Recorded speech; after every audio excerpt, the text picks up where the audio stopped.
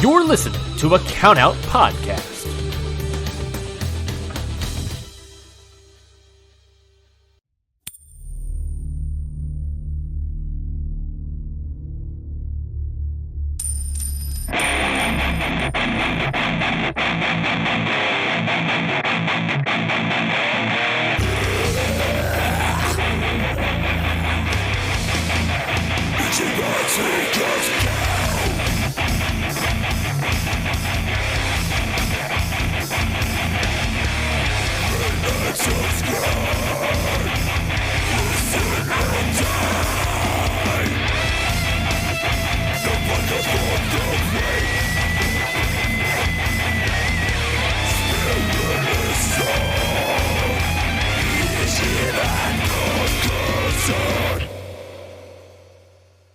Hello, people of the New Japan Pro Wrestling fandom. My name is Curtis Spears, and this is G1ndering for night 14 of the G1 Climax 34. I've got a special guest on the line because some big shit was popping night 14. Go ahead and say hi, Josh. Tell him what's up. Oh, thank you, Curtis. Yes, it is Josh from WeWorkStiff. Happy to be coming across to your show, I must admit. Jumping in, as I do. Dave, of course, that man that seems to avoid all sort of social gatherings, has avoided here once again. But I'm very excited to come in and have a chat. Obviously, it's not the best of circumstances given the main event of this card, but I think we're getting to the very pointy end of the tournament. And we did say we'd come across and cross-pollinate, so I'm glad we've been able to do it. Just We've before gotten it the end happen of the just once, but it's happened. Yeah, it's special for this one moment, so I'm glad we could get it done. And looking forward to breaking down this card with you. So let's go ahead and talk about the card. We had before the night started, we had a bit of a log jam at the top, a bunch of people on 8 points, a couple of people on 10 points. And we started the night with David Finlay and Jeff Cobb in the run, the leading of the nights. And at the end of the night, we're going to end up with an even bigger log jam at the top. So the first match of the night, Oleg Boltin, my boy, my homie, like you said, the He-Man action figure comes to life and has his best match of the tournament against Konosuke Takeshita. And I can't think about anything in this match except for how Takeshita is the great revealer. Like we've all called Tai Chi that before. He shows you who you are. But I think the reveal that Takeshita does is he shows you who you can be as a main event star in New Japan Pro Wrestling or in Pro Wrestling in general. He's shown that with Yuya. He's shown that with his match against Jeff Cobb. He's shown that in his match against ELP very recently. And he's now shown that against Bolt and Oleg. How did you feel about Takeshita and Oleg? Well, obviously, it's all become revealed as to why I've been invited here, obviously, isn't it? As your boy beats my my top pick. Your ace. Yeah, my ace goes down. I mean, look, this is everything you've said about Takeshita is accurate. I think I've found him to be nothing but a joy this tournament in terms of being able to see what's possible. If he performs such an important role, an important function in the New Japan landscape that, we've been very blessed to have with top guys in the past. And we've kind of been looking for someone to emerge, and he's kind of come in and served a really important function. And with this match against Oleg, it's like, it's sort of like stiff one be damned. I'm like cheering the boy on as he's fighting through, a very simple sort of match construction, but the way in which Takeshita's basically like giving up his neck for him, it's like all Japan neck bumps. It was some impressive and exciting and sort of exhilarating stuff where, he's positioned himself. And I've said it many times about Takeshita. He's used this tournament to really refine what that alpha character is. I don't know how long he's been doing it in AEW, but he's pretty much come here and said, well, this is what it is, and this is what it can be. And they're using that role really effectively. So when he does lose, it's significant. And all of his sort of big losses have been in that respect. And off that back of that El Fantasma match, I'm expecting this kind of second push for Takeshita. I didn't anticipate him to lose here. But when it's done in hindsight, it's like, well, that's a perfect endorsement. And then having Takeshita give Oleg a clap and a bit of a nod, I mean, that's going to go a very long way to helping the young Oleg on his way. But yeah, I'm with you. I think his ability to reveal potential or to give us an insight as to what's possible is something that it makes him, makes him very very special character. And I'm going to be sad when he eventually leaves because I think he's just found such a great space in New Japan in this short period of time.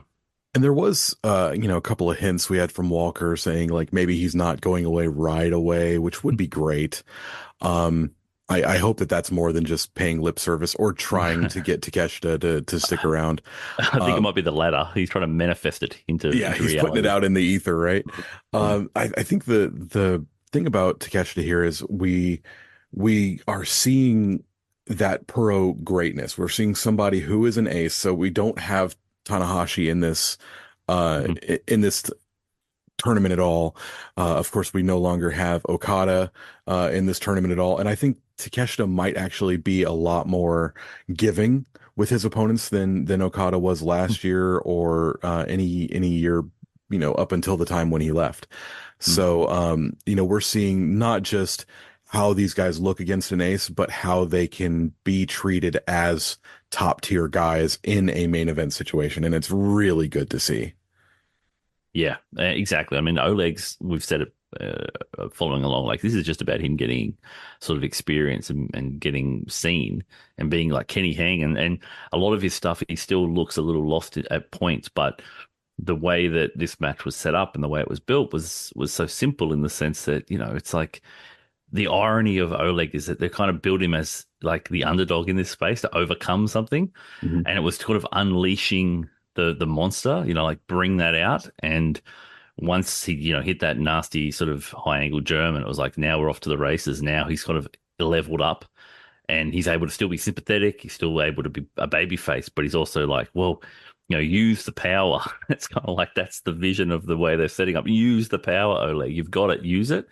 And yeah, I felt like he got so much out of this in the same way that everyone that's wrestled Takeshita has gotten something out of it. But I think, from this match, it's like so much invariably emblematic of this G1, sort of fresh, shocking, unexpected, but incredibly welcomed. Especially welcomed. I mean, like I knew Takeshita was good before he came in. I've never really watched him before though. And man, my eyes are open now. He's got Ren Narita on the final night. Mm.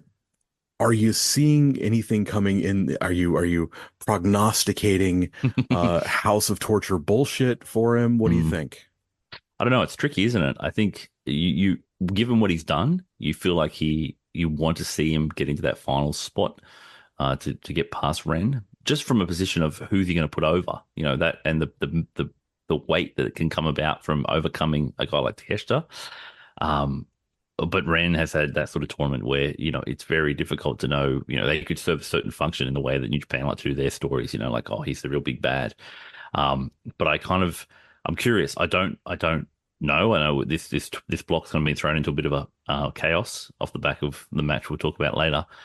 But I want to see him go through, and I think that they're going to.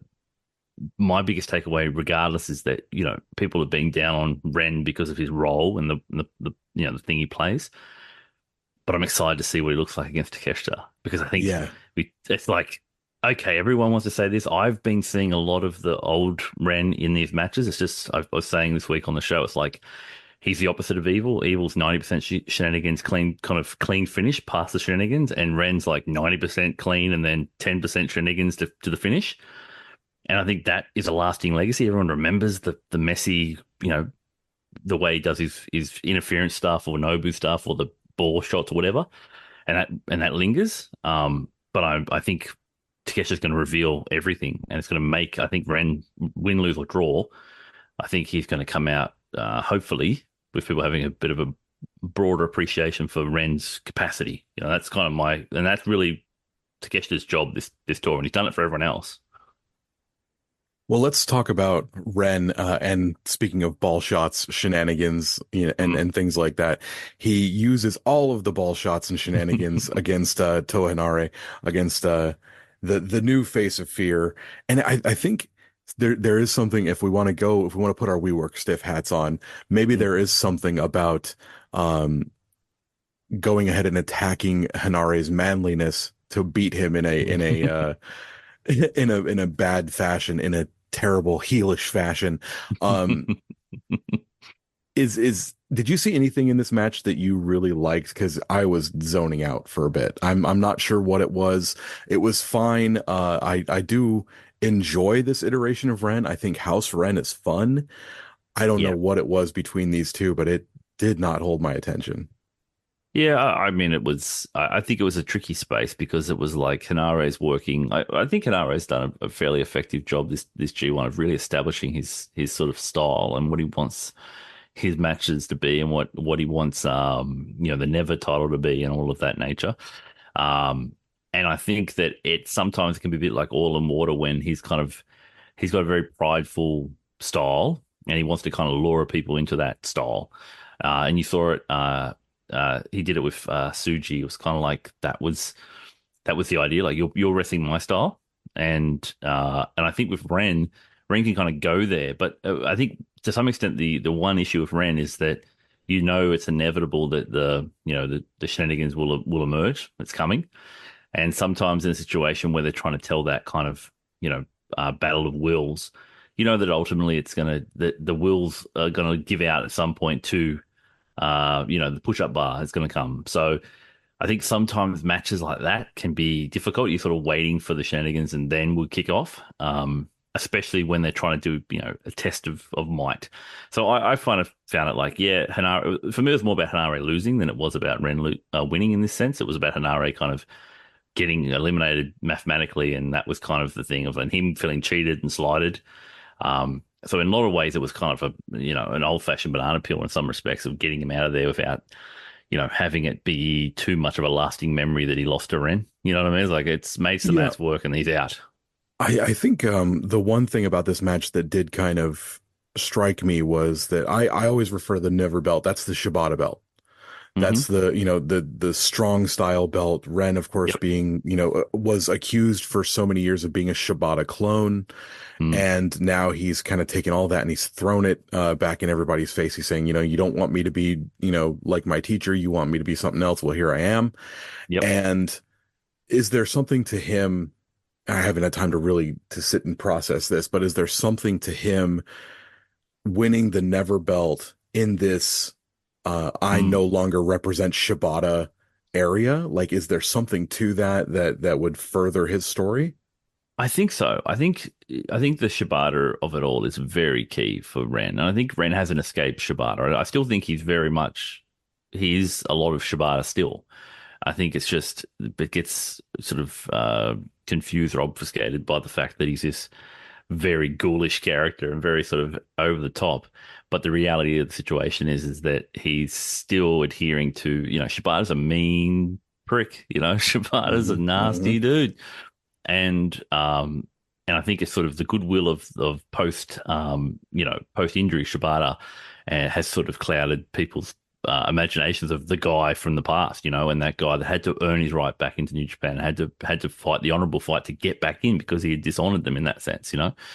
I think Ren is still on that path, and I've always thought that. So I think sort of bringing the Never belt into that space and allowing him to kind of connect that story without having to be about Shibata. It's more about Shibata's teachings or what Shibata represents or the strong style. I think could be beneficial, and so it does open it up. Of course, it does in this space that Ren has entered, and I think that'd be a great spot for him if especially with Hanare and Gabe Kidd. A lot of those guys have been really trying to restore the legacy of the Never belt or restore the pride of that and what that represents for this generation as the strong style belt.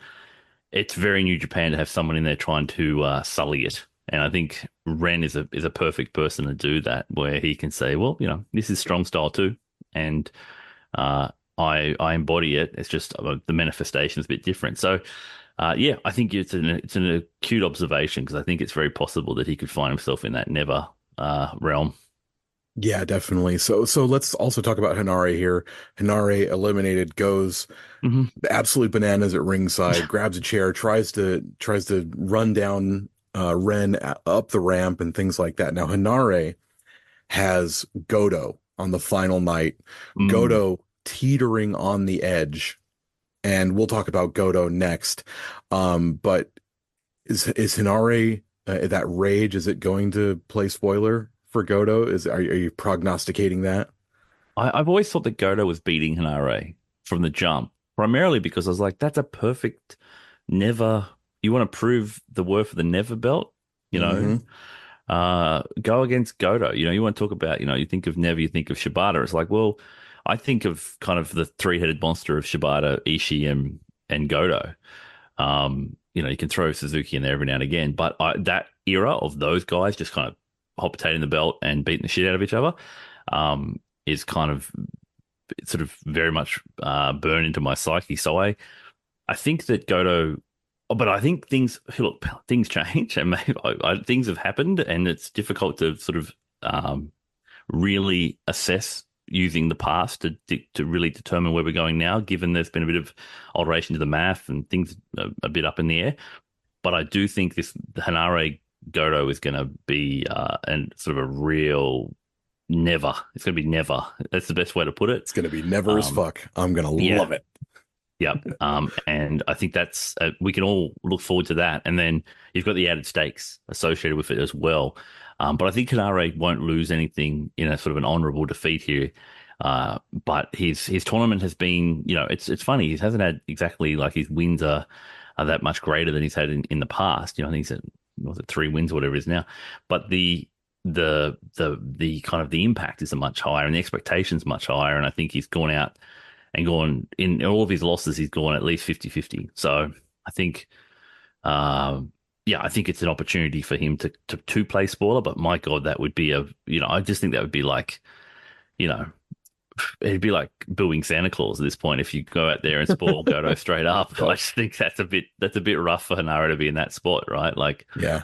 um, He's going to tug on Superman's cape real fast, and yeah, there nothing could turn the new face of fear into a heel faster than mm, taking our Godo away, taking our yeah, Godo G1 away. Now, speaking of Godo, the hmm next match was Hiroki Goto losing via flash pin to El Phantasmo. Now, Phantasmo is almost there. He's at like 98% back.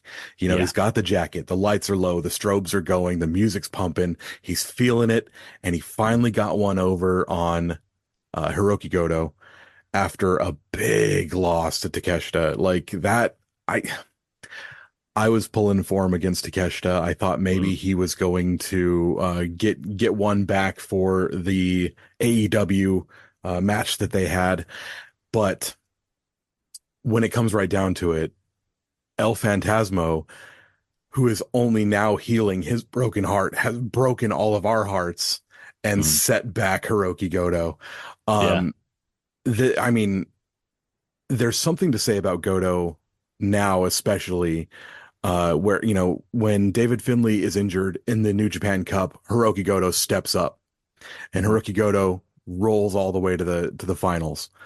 Now, we've had Yuya go out mm, in the main event of this, and when Yuya goes out, was Yuya going to be in the playoffs? And now Hiroki Goto is going to have to saddle up one more time. Like mm, we all want it. We yeah, all want it. Everybody's calling for Goto, big dad energy. He hmm wants to have a catch and barbecue us some hot dogs, and we're all gonna go fishing afterwards, and then we'll have a pizza party. Win or lose, it's how you play the game. Goto, I love this so much. Are you seeing anything coming Oh no, for Goto oh in yeah, the future? we work stiffers in the tank for Hiroki Goto. I tell you, it's uh look, I'm weathered by ghosts of booking past, and I know that these things can invariably hurt me, and that's what Goto has done historically. Yep. Um, but there's something very special about this run. There's something very special about the reaction, the organic reaction to him. The crowds. I mean, this crowd in the building the night that this on night 14, that was the record crowd for this for pro wrestling in this building, right? It's 1,000 more than last year's G1. Like there's a momentum happening. There's something happening here. Whether it's the youth movement, whether it's just the investment and reinvigoration of kind of the old guard with their last shot before the end of the era, and Godo's he just got something, and he feels like he's the last rep of chaos in this space. We talked about it, extensively on the show about Godo, and I temper it with the reality of the looking at the math, and I've seen the percentages, and it's like he's the thing's got to fall his way to get there. But I do think it's very possible, and I think even when El Fantasmo won this match, he made a very clear point to be into the camera talking about put respect on Godo's name, recognize what this man is, because I think Fantasmo's aware as well. That guy's very clever in relation to how he's perceived, especially by the fan base, as a babyface, and he's really trying to foster that babyface energy. He's like, oh, I just beat Godo, I've got to show deference immediately, and Godo's so good. Godo's so good. Like I even the flash pin, and Godo's like, I'm not done yet. Like he still tried to pin El Fantasma after it. Just to kind of show that, like, I'm not giving up, I'm not quitting, I'm going to keep fighting. That energy, that character beat has been the most present throughout the entire tournament. It's like, I will not quit until, I'm done. And this presentation makes the perfect sense that it sort of as a macro for the tournament. That's where we find ourselves as well. It's fun that these two clashed here in that they are my two favorite stories for the G1 this year. Of course, I'm paying more attention to the B block because that's the one I'm covering, but the A block has a bunch of great stories going on. The B block I'm feasting on this. El Phantasmo getting his heart back. I'm loving that story. Godo, big dad energy, being the one person that stands in the way of the new generation, and not to hinder the new generation, not to hold them back, not to bury them, but to strengthen them, to temper them along the way. It really, that I feel that as a dude who, I'm only 2 or 3 years younger than Godo. So like, I'm feeling that when he had his kids out there, I felt that, Oh, it's incredible. it was such a moment. So seeing this, and that's that you brought up the fact that the crowds are getting bigger somehow. How is it that this G1 loses Okada, loses Tanahashi, loses Ishii, loses Will Ospreay, and the crowds are bigger? Yeah, it's growing. There's something happening. It's an organic investment. It's end of the day, it's investment. And I think that there is a belief that anything is possible at this point, because this is how the G1 is shaping up, Curtis. Anything is possible. Like, you don't know how nights are going to go. You don't know, your conventional wisdom or conventional logic that we're so used to, G1 math, all of that thing. It's getting thrown out the window. And you'll believe, that a man can fly, basically. And Godo is that kind of character, that it's possible, and it feels like the time, if ever there were a time. And we all have seen that in the past. We know that. I think the fans believe Godo as, like, we want the next generation to come. We accept that. We realize that, and Godo stands as like the one alternative to that vision that people can get behind. Is like, well, if it's going to be someone, it's got to be him, and it can affirm something different. And I think, to me, he's been a breath of fresh air relative to, we know what he is, we respect him, but his character development in this tournament has been not just about him, but about, like, representing an age and an era. So, I think he's my most kind of captivating story. I've just been sort of, entranced by him in a lot of respects. Definitely. And so I meant to transition us to El Phantasmo, and somehow we got back onto Hiroki Goto. But because Goto's going great. That's he's it. so good. But G1 stands for Goto. That's G and G1 stands for Goto. It's the Goto 1 Climax. Mm-hmm. Now, El Phantasmo Yeah. gets the win here. He's finally feeling it. He's coming up against David Finlay on the final night. Do we think that El Phantasmo can play spoiler for David Finlay and kick David Finlay out of the playoffs? That's my hope. Yeah, that's my hope. I despite having, David Finlay and wanting to see, people, I think David Finlay's gotten enough out of this from perception wise. I think people have kind of just accepted, okay, he's good. We might not like this or that, but he's solid. I think I've got smellness galore in regards to the War Dogs and David Finlay's positioning. It's not something that is necessarily, I'm not sure when it's going to happen, but I've just felt like Gato has been very overt in sort He's of not hiding it. no, and those things make me a bit curious as to when that will actually eventuate, and it feels like it's all culminating in this opportunity for El Phantasmo, who's basically said, my career's been in the shits since David Finlay did what he did, and Finlay, destroyed him in their last, all the way back when that turn happened, and then the matches happened. If Finlay were to lose to El Phantasmo, that clear demonstrated sign of regression, I think it would really kickstart the thought that maybe Finlay's, not the guy, and Gato might view it that way. And then you've got the potential for a global title shot with El Phantasmo, and I think that could be a great way to find friends. I think have some shiny gold. It always tends to attract people, and I think I think that could be a direction they go. Well, Finlay being the global heavyweight champion hasn't really done what that global heavyweight belt No, has supposed to represent. You're supposed to travel out there and show that belt off. Now, ELP winning that belt somewhere down the line, say at King of Pro Wrestling or whatever they're calling it now, that could be a power struggle. Maybe that could be an awesome moment because with ELP, he's beloved in England. We adore our ELP here. hmm So, if he wants to bring that shiny white belt back to say Rev Pro or something like that and show it off a little bit, we know that he would be absolutely welcomed with open arms, and he would have so many fans in the Copper Box yeah, or in York Hall or any of those places. We would fucking love it. So, now David Finlay did win a really, really sneaky good match against Jeff Cobb yeah, on this night. So this is probably the most powerful dude in New Japan in Jeff Cobb and the sneakiest powerful dude in David Finlay.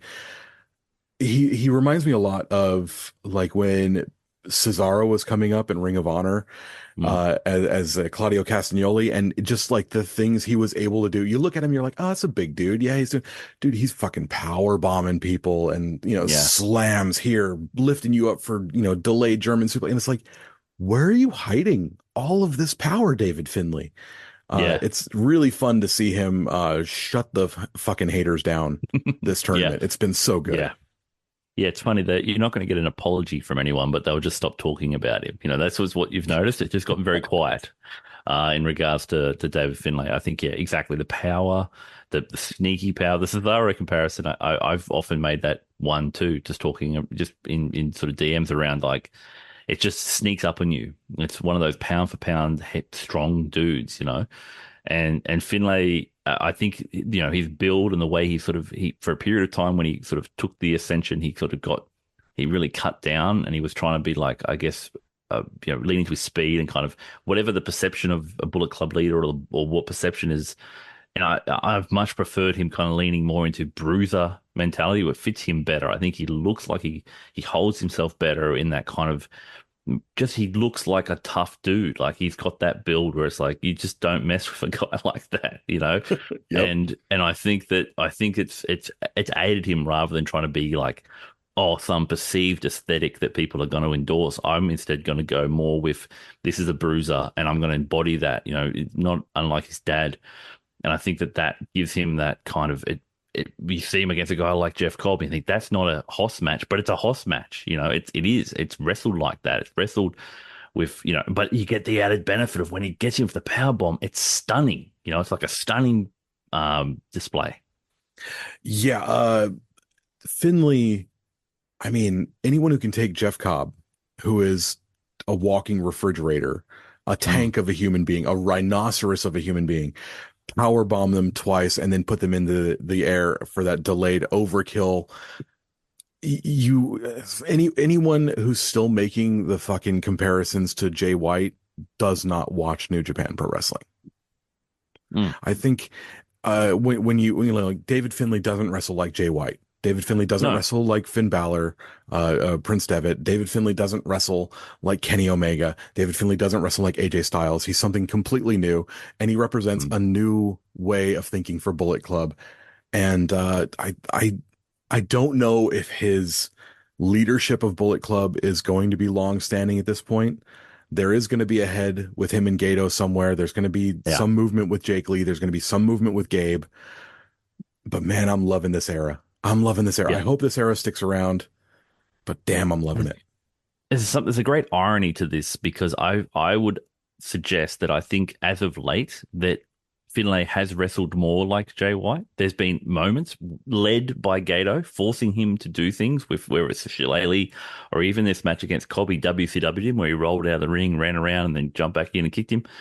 Little things that are more akin to, I think, Gato's vision of what we need to do as he's getting more desperate, as he's getting to the point of we're worried about can Finlay hold it.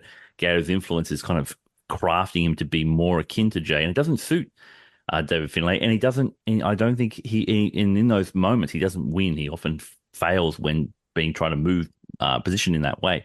I like that framing for him, but the irony of it is because people have been so stuck on this vision of he is Jay White, people aren't recognizing that movement. They're not seeing that as distinct. Their thing is, oh, he's just continuing to try to be like Jay. It's like he's never tried to be like Jay. And now there are moments he is trying to be like Jay. He's trying to do that to show that he isn't like Jay. And that's as a frustration as a sort of a Finlay watcher because he's an integral player in the future of New Japan's main event scene because that War Dogs faction is, you know, you only have to look at the Korakuen matches with Kid and Lee and realize that War Dogs faction is very, very popular and is going to be a focus. So he's going to be a focus because he's the leader of it. It's not just very popular, it's very volatile at this moment as well. Because like there's some people in the War Dogs who are loved like Gabe, and some people who Yeah. are absolutely hated. Like, I mean, I would say that the current junior tag team champions, Drilla and Clark Connors, they're not popular. No, They are bad no. guys. So let's take a look into Jeff Cobb here for a second. Jeff Cobb sitting at 10 points. So we've got David Finlay with 10 points, Ren Narita with 10 points. Both of those guys have beaten Jeff Cobb. Mm. So Jeff Cobb sitting at third place currently. Goto's still at 8 points. And her, let's see, who does Jeff Cobb face on the final Suji. night? Suji. Now Suji's sitting at 8 points as well, right? Let's take a Yep, look. it is the main event of the final night. So Oh. I think you got win and go in for Eva, perhaps. I think it may fall that way. That's typically how That's they like tough. to do that. Yeah. That is very, very tough. Now, Jeff Cobb has really shown out this tournament. He's not exactly gone, 8-1 like he did a couple of years ago, but man, he's every match he's been in has been impressive as hell. Yeah. I think the banana peel of Ren slipped him up early. His match against El Phantasmo was kind of a gimme at that point, but ever since then he's been on an absolute tear. His match against Hanare was a banger. His match against Bolton was a banger. I'm loving Big Man Cobb tournament. How are you feeling about Jeff Cobb right now? Yeah. He's like a awesome microwave meal. Like he's in the cupboard, and when you need him, you just chuck him in. It's like he doesn't necessarily need a lot of story. Like he doesn't need a lot of that. He's this guy that serves the function because he is a problem to be solved, and that as a TV champion makes it's a perfect narrative for him. He's got that. He's a big puzzle that you have to figure out. How do I stop this guy? In a tournament, he's a perfect guy when you're trying to establish young guys. He's just perfect because the story is ready made for them. They don't need to think too hard about how I'm going to tell this narrative in the match. It's look at Jeff Cobb. I've got to overcome Jeff Cobb. For someone like Suji, who's I think is trying to find, his match construction that is really clear and linked to his character and really embodying that. I think having a guy like Jeff Cobb in the final night's perfect because it simplifies his game. It's just like overcome. Yeah, I think that Suji would work so well in that TV title spot. Yeah. 15-minute matches would be great for him. And yeah, Yep. Jeff Cobb, when you look at him, you say like if you get beaten by Jeff Cobb, yeah, of course you got beat by Yeah. Jeff Cobb. If Yeah. you beat Jeff Cobb, holy shit, you beat Jeff Cobb. That's great. Like Yeah.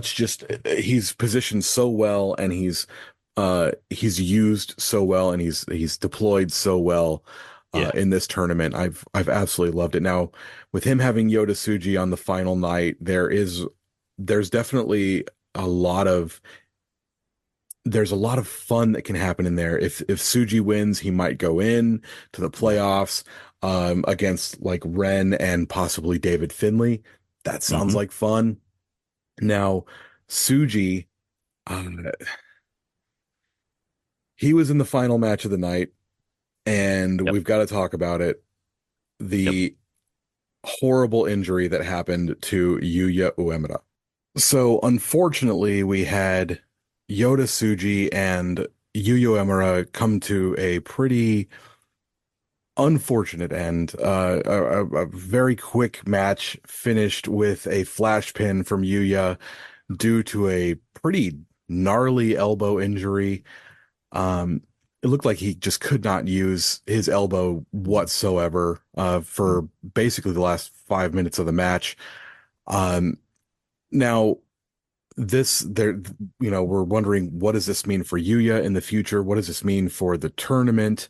I think the thing that I'm going to bring up with you, because I know that you are a character and story driven podcast, this whole tournament, Yuya's had this kind of Tanahashi worship, and it's Mm. been a big part of his character that Tanahashi worship has been screwing him over. And then he goes for a high fly flow Mm. and smashes his elbow into the canvas, and has to unfortunately resign from the rest of the tournament, which is gratefully only one match. But Mm. what does this mean for his character now that he really has something to show when he says that this Tanahashi worship? We can point to that and say that that's not you, bro. Yeah, it's tricky. It's tricky because I for this throughout this tournament, I've become more and more convinced that he has a lot of Tanahashi in him. Um, in terms of ace qualities, I've just been sort of really impressed by his capacity to, have a good match with everyone in a way that he's able to get his stuff on. Like he's got not a lot of stuff, but he's able to get it on with most people in ways that make sense. It was very unfortunate this match in the sense that coming into it, Suge and you had a lot of uh, there's a lot of expectation in regards to their expectation that's going to be the rivalry of the future and that sort of thing. And the frustration with it is, and I can imagine the frustration for him, for both of the competitors, is like, well, we weren't able to have it, and the last time they wrestled with the hair match, a lot of people was quite divisive. Um, so you're getting against Suji of all people to have this happen. But the funny part from a character standpoint is he still won, like he still overcame. And that's the wrinkle that I think is really interesting is that I think the dislocated elbow component of it is fascinating. Not for just happy accident kind of thing and unfortunate accident, but it aligns him with when the last dislocated elbow I can remember with Uemura was when he wrestled Nakashima in Nakashima's first match, and he dislocates his elbow Yeah, against somewhere Yuya. Yuto Nakashima was like, "Huh, you son of a gun." And he was like, it doesn't feel great, does it? Because in that match, Yuya, the classic worker that he was at the time, is like berating him. He's like talking down to him. He's over the top. He's frustrated, and he's like trying to build heat and like sympathy for the kid. And that was I was like, oh man, I can't wait for Nakashima to return and Yuya to be there.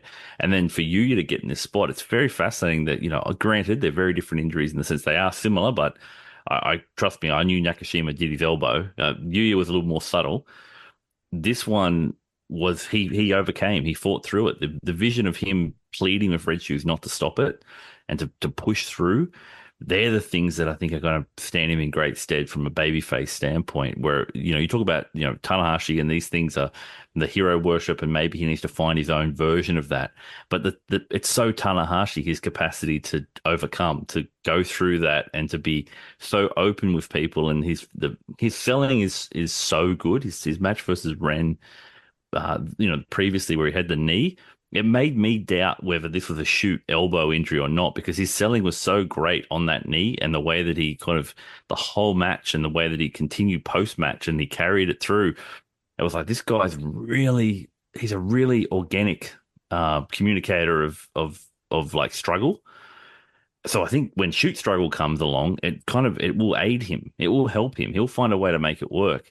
I think it's fascinating in the dynamic with Tsuji because he beat him with one arm, and that kind of creates a really interesting dynamic between the what two. does that mean for Tsuji? Yeah, it's really good. Like the way that they were able to do it, it wasn't just like let's get it over with either. There was a lot of time with Tsuji beating him down. He tried a flash pin and couldn't hold it in place because his arm just wasn't working. So it was really cool to see how, even though they've had this setback and they've had this terrible accident befall them, they were still able to put story beats into it. It was really cool. Yeah, I think they're the things that you'll look back on and go, oh, there's something in there, because as you mentioned, I think perhaps, just looking at it, perhaps Yuya's initial is like, what is this? And he's trying to figure out, maybe I've numbed my elbow. What's happened here? Trying to figure out the severity of it. So they're working through it. But the ability for them to keep working in a way that doesn't betray their characters is when I go, oh, there's something here, especially in Yuya, is his capacity to be like, well, I get flash pins. I'll manufacture one. I'll find a way to get it. It's a great endorsement for his style too, because it shows that fundamentals, when the shit hits the fan, fall back on your fundamentals and rely on the simple things, and they will work. And he's able to talk about it again. It's not unlike how Danielson talks about beating people. I beat people with one arm or one eye, or it's all foundational, fundamental work. It's like my skills, my pro wrestling skills are just better, and it means that I can beat you in so many ways with so little things. And I think that is what, as I said, I think they're the ingredients to making great top guy wrestlers, because the other guy's the one that gets to show out all the stuff and to sort of, they provide the canvas for them to do that. But they have the logic to be able to get in and out of it. And I thought, even in a loss, even in losing, the tournament, getting out of the tournament, Yuya loses nothing from the tournament. In fact, this only adds to potentially the story of I got eliminated not by my own doing. I got eliminated not by someone else. This is an injury. I should have won the G1. I'm going to come back and prove it. And I think the goodwill that he's generated from this and the buzz he's generated from this, he's going to go away for a couple of months. And when he returns, it's going to be as a different person. It's almost like a chance for him to get his return from Excursion Part 2. He gets a chance to redo refresh. it. Yeah. But with the view that there's an expectation around him now. Yeah, the thing about Yuya is this couldn't have come at a worse time, I don't think. No. He's built his name up so much. He's built his stock up so much. And then when he gets this injury, I do wonder if he was supposed to go into the playoffs. I think he was. He had I think he was. Oleg Boltin at the for the final match, and Boltin just got his big shock win of the tournament over Takeshita. I don't necessarily foresee that Boltin was supposed to get the win and stop Yuya, to play spoiler for Yuya. Yeah. But it's great that they were able to make the points work, that they were able to do that flash pin, because otherwise that would have screwed up the points, and we would have had Tsuji at 10 points. So we had a 4-way tie, and we would have to kind of scramble for the final night. So it's great that he was able to work through things. It's great that he was able to make the points work. It's great that he was able to make the story work. It's so unfortunate that after making such goodwill and so much headway in this tournament, he Yeah. gets brought down. But like you said, if he's able to get another huge return pop, if he's able to do a little bit of a character refresh, and I think maybe this heat storm persona isn't really where it's supposed to be for him. I wonder if maybe he could do another, like if we talked about Shibata clones with Ren, maybe we can do something that's a little bit more stripped down for Yuya. Um, and to really see him, we have those wrestler, like Mm. a Chris Benoit or a Shibata or somebody like that, that can just their character is they wrestle, you know, Mm. and so maybe we can see something like that. But then again, that doesn't really do much for Yuya because he's got such charisma. He's a good Yeah. looking kid. He's got that connection with the audience. He's got that fire, that baby face, um, That's it. heat storm. Fire. So, Yeah, he has the fire, and for so long he hasn't shown it. And I think that's kind of the thing. He's had the moniker, but he's been wrestling a very technically proficient match, and we saw glimpses of it when he wrestled Shingo, and those glimpses with it versus Okan. But this tournament, he's brought energy and fire, and he's brought the fight, and in that has felt more akin to a heat storm kind of vision. So I think he's just got to refine it. Like most young guys, it's not the finished product. This version of the character, in the same way that Master Wato Grandmaster stuff. That was such a defined character that people thought he's going to be stuck in that role, and it's like you got to figure out what that role is, and it took him years to figure out exactly how I'm going to refine this to make it make sense for me. I think with Heatstorm, it's like the pieces are there. It makes sense in terms of the story they're trying to tell. The same way with Wato is like he's going to find his way. That was literally the character is on path to a Grandmaster to adapt all these things. I think with the Heatstorm, it's like this is the destination. You just got to figure out how to integrate it into what you're trying to do. And I think some time away, coming back into the space, it might help. I agree with you though. I think that I had him pegged for the semis. I thought that was where he was headed. And so that he loses that opportunity, it's very disappointing. But again, baby faces can benefit from setback. That can help. So I think well, it's not all lost. yeah, it's a baby face, he can get the big baby face return. He did do the heeliest thing in the world though, to me, and that's take away one Oleg Bolton singles match that I will now not get to see. Yeah. I don't know if I'll ever be able to forgive him for that. But yeah, so Well, you get the points if you win get the the stiff points. one via a forfeit. If 2 points are in it, and it's the result of you getting those points and me losing those points from Hmm. this result, then then at that point you can thank Yuya. But You you own know, half the stiff one Climax trophy. I'm just saying, I'm not putting a protest in the spirit of the Olympics. I might put in a late protest, but no, I think it's one of those situations where, as you mentioned, I think even the promo he cut after it, where you could see he was visibly angry and frustrated, but he took the time. He got given the mic. He stopped. He gave the mic back, composed himself, took the mic again. You could just sense that he's. I think he's the. I really this tournament has made me feel like he's the one because he just feels composed in all situations, and he feels like he's inhabiting his idea of himself in a way that I think is so much stronger than every other of the young generation, bar perhaps Gabe Kidd. So end of the night, Jeff Cobb, David Finlay, Ren Narita on 10 points, Suji Mm. and Goto and Takeshita on 8 points. Give me the three that are coming out of it this Wednesday for night Oh. 16. A block on our show, we we're pretty good on our predictions on A block. We got them 100% right. B block, there's 7 people that can make it through. Apparently, there's like so many different ways this can go.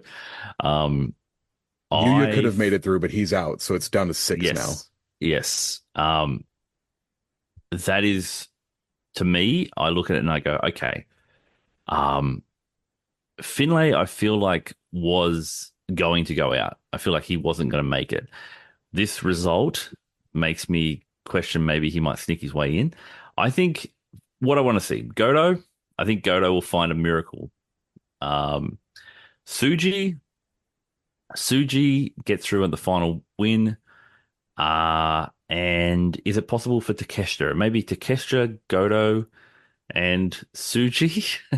I think I think If that's if Takeshita some. wins, he's got the tiebreaker over Ren and Finley. Yeah, he lost to Goto though. He lost So to Goto though. So yeah, I'm not sure how the tiebreakers would work. It is possible for Takeshi to get in. Yes. yes, It's so Takeshita, funny. Takeshita, Goto, Suji for me. That's I I'll take. I, I'll. But Finley's a definite chance. I want Cobb to get in and I Hmm. want Goto to get in. I would love to see David Finley in, and I'm not going to say no to more Takeshita New Japan matches. So Yeah. like I'm up. I like a four. I want a four player. Let's have a good old fashioned tie and play in. How about that? Unbreakable tie. Let's get him to work more. Let's find who wants to work extra. Let's get more Takeshita matches. Yeah. I think it's one of those situations where I just don't know, quite honestly. And when you start thinking about the benefit versus like, well, who could benefit more from that? I think the beauty is there's so many guys that can make it, and I think you can make a compelling case for any of them to make it, which is a good situation to be in. I think for me, Finlay may get through as a result of this. I feel like the narrative weight of him missing out as a result of El Fantasmo would be the inciting moment for his regression and movement, and some War Dogs movement, perhaps. I think that was the plan. So maybe they're going to try to figure out how to get that to happen. Um, and I feel like Goto winning his match versus Sonara and then kind of needing a bunch of results to go his way as kind of like a miracle to make it would be an incredible show long narrative of just people watching like who needs to lose so Goto can be in, who else needs to like. I think that would be a really cool little narrative as we move along the way and we get to a point where yeah, it's I'm with you. I think Cobb would be great from a match standpoint. In the tournament, he's earned the right from a performance standpoint, but I just feel like the prospect of another Suji Takeshita match feels likely, just in the way that I just feel like there's something like everyone was raving about that match and sort of being forgotten because of Yuya's performance, following it. But it felt like they left stuff on the table, and I think that this is if Yuya got the big win over Takeshita, I feel like Suji's going to get one too, and so I feel like those two are. I just feel like they're destined to wrestle once again. And then the third man, yeah, yeah, who could it be? I hoped it Goto. was going to be Yuya. It will be Goto. Gonna be Yeah, Goto. He's gonna come in and save us all. Now, that's the end of our coverage for the night. It's already we've talked way too much. We've worked stiff a little bit here. a little Uh, bit. but we like to do one thing for guests on this show. We didn't get to ask you this last time when Hmm. you and Dave were on the show, but I'm going to ask you this right now. If you could book a venue, any venue in the world to host a wrestling show, and then you get to pick three matches, any people you want, give me those matches and that venue. Oh, I can book any venue. Yes, for me, I said that I wanted to book a venue. I wanted to book a wrestling show in Trafalgar Square, like right on the steps of the National Gallery. It like in front of the fountains and everything like that at Trafalgar Square. I would love to see that. And you can book any three matches, any people throughout history, throughout time. Wow, that's a fascinating question. It's kind of a bit of somewhat like a wrestling Rorschach test. What do you see? I feel like I'm being psychoanalyzed by my answer in this space. Let's think. Venue. I love small, intimate venues, I must say, for wrestling. I really like uh I think there's something pure about being able to hear everything and being able to kind of be amongst it. So I would try to find somewhere quite tiny that would be I'm look, I'm going to say this right now. We joke about it on the show about the Croxton, which is a place that we went for this like bar for this Tamashi show, right? And it had the ceiling is shit, it's too low, like you got no room. There's like no layered tiered seating, it's none of that. But it feels like the bolo. It feels like you're going to the local bolo. And I kind of love that for an Australian, a very Australian feel, like you're going to the pub to watch wrestling I at the love pub. that. And so I've anything Croxton or Croxton adjacent, I'm not against anything in Australia. Any local pub in Australia, I will take. Um, and when it comes to in the intimate setting, I think certain wrestlers really do well in those spaces. People that communicate and engage. I would love to see. I think I'd love to see Zach versus Danielson in that setting because obviously Oh my God. their first matchup is in basically one of those settings. Let's run that back only as they're a bit older and wiser, and we can kind of be able to see the intricacies of their moves in that space. I think that would be really great, especially the interaction with Zach on a small scale. Um, Calling everyone cunts and things like that. Yeah. yeah, pretty much, pretty much. And like, someone who's too loud at the bar, like this is a very Australian audience, so there's going to be a lot of interactivity. It's going to be a lot of feedback happening in that space. Um, mine's very going to be very New Japan centric. I apologize out there. If anyone's out there that wants broader landscape of pro wrestlers, I stick very true to the New Japan that I know and love. Uh, I would I would go all the way back. Maybe let's get Devitt, the guy that brought me into New Japan. Let's get Prince Devitt involved here again. Another not averse to wrestling in a bar. Uh, and who can we go? Oh, let's get nice and odd. This will be for Dave. I'll pick Jay White. I have Jay White versus Prince Devitt. Ooh, okay. Yeah, let's try to real rock and roller versus the last rock and roller. Uh, we have a bit of fun there from a story standpoint, and I think if Dave's going to be with me, let's be honest. If Yep. I'm going to Yep. one of these shows, I'm taking Dave. We're going along, so that's one for him, just for him. And then if my last one will be Taichi versus Kawada, Oh, because yeah. I want to see that match. I want to see it. I don't care what venue it's in. I do think Taichi would play well in an Australian pub. I stand by that. I think his vibe and his energy would translate exquisitely.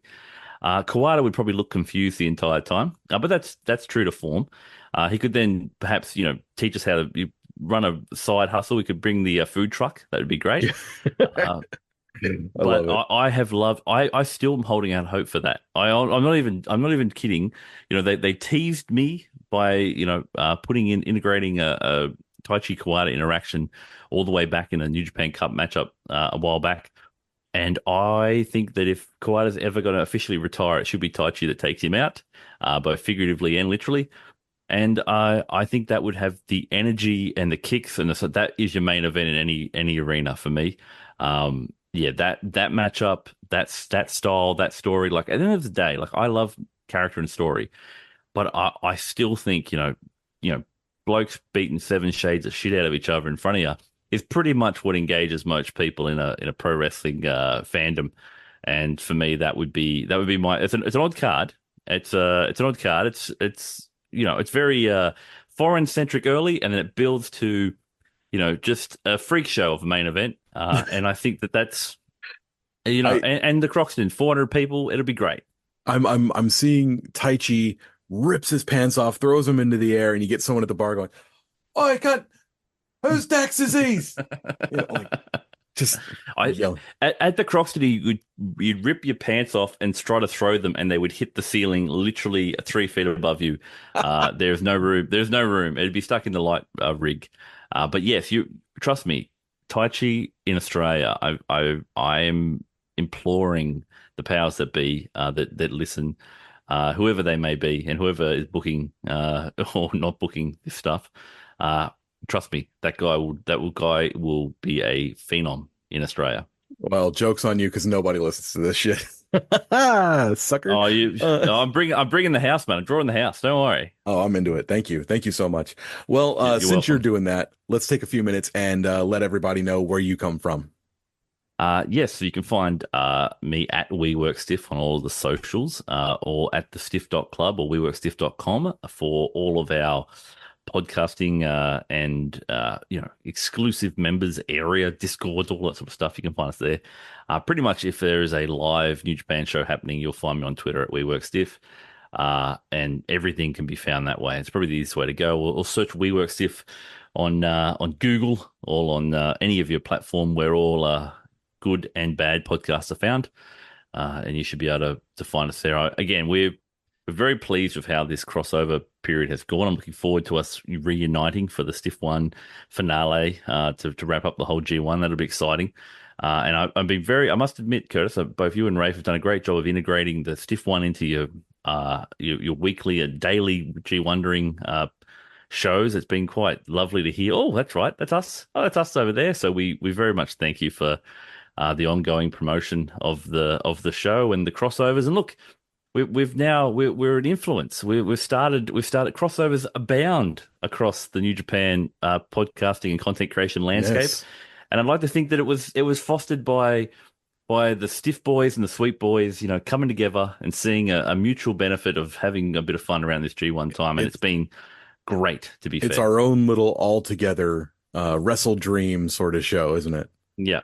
And we've set the standard for what's possible in the space, Curtis. So I'm very pleased to be to be able to come and join your show at least once before the end of the tournament, because this tournament, I think, has deserved the level of engagement both we've done, you've done, everyone in the space has done. Because I think it's really enthused a lot of people around New Japan Pro Wrestling, and it's really great when people are getting excited about New Japan Pro Wrestling and the voices that have we've been there through the highs and the lows. So we're kind of like, we've been navigating those rough waters over the last couple of years to be able to be in this spot and to be able to be where there's a bit of positivity around. It's kind of great to be like, yep, we can come in and it's a big tent, this New Japan fandom, and it's great that we've been able to connect and collaborate this way. So thank you very much for having me. Well, you are very welcome, and you can come back anytime. I mean, I'm sure that our fans would love to hear more from you, and if they would like to hear more from you, they can check out WeWorkStiff, and hopefully you'll be back here sooner rather than later. But that is our show for the night. So thank you very much for. Oh, my battery's running low on my computer. Thank you very much for coming by to listen to our little ramblings on night 14. It's not even the end of B Block. We still got one whole night left, and God knows everything we're about to say is going to be, completely Age out like the window milk. tomorrow. Yep. It's going to age like milk. Can't wait.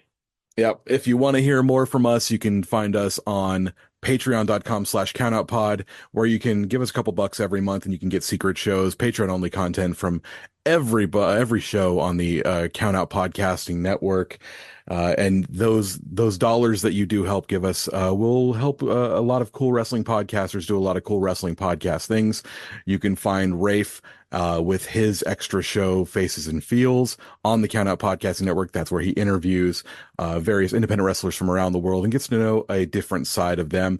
You can find my other show, the Throw and Dice podcast, where I talk about all of our, tabletop role-playing, tabletop wargaming, all of that sort of stuff. You can find our sister show, of course, the WeWorkStiff podcast, wherever you find our podcast, because we're all in the same place. We love those guys. And once again, thank you, Josh, and we'll see you soon, okay? This has been a Count Out Podcast. Hi, guys. This is Lauren. This is Michael. And this is Your Dose of Death podcast. If you're genuinely curious about the world of deathmatch wrestling, look no further, as me and Mike have you covered on all things in the world of deathmatch wrestling, whether it's Interviews, show reviews, or everything in between. We have you covered on all things deathmatch wrestling, whether it's past, present, or future. And you're probably wondering where you can go support us. You can find Your Dose of Death podcast on all major podcast platforms, especially along with the Count Out network of podcasts. And also, you can support us on the Count Out Patreon, as we have exclusive content only on the Patreon for all of our listeners. We hope that you go listen to Your Dose of Death podcast very soon. and see you at the shows.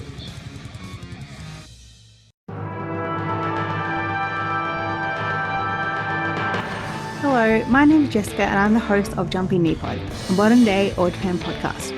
Join me and a guest each month as we cover all that went down in the ring, outside of the ring and everywhere else. Big title matches, tournaments, character arcs, storytelling, feuds and more. It's all covered on Jumping Knee Pod. Look out for a bonus episode every once in a while covering a variety of All Japan topics. So make sure you tune into Jumping Knee Pod.